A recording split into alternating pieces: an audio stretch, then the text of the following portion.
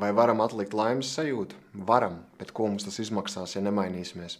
Cik nervus tas izmaksās, cik daudz stresa tas izmaksās, cik daudz skaistu mirkļu attiecībās tas mums izmaksās. Ir lietas, kuras mēs varam atlikt, un ir lietas, kuras mēs nevaram atlikt. Un laimes sajūta ir tā, ko mēs negribam atlikt. Tāpēc šodien ir pēdējā diena, lai tu pieteiktos uz transformācijas kursus un transformētu tās limitācijas, kuras attur no laimes. Pārliekas perfekcionisms, stress, neapmierinātība, pretenziositāte, pagātnes aizvainojumi, bailes un nepietiekams pašvērtējums, uzskats, ka dzīve ar mani notiek, uzskats, ko citi par mani padomās, līdzatkarības, naudas neesamība.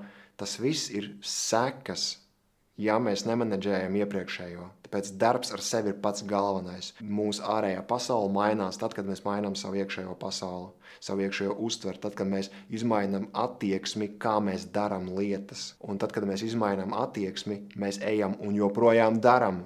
Taču mēs nebaidamies, mēs nedomājam, ko citi padomās.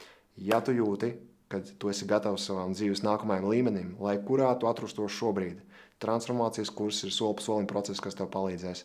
Šodien ir pēdējā diena, lai pieteiktos. Tiekamies iekšā.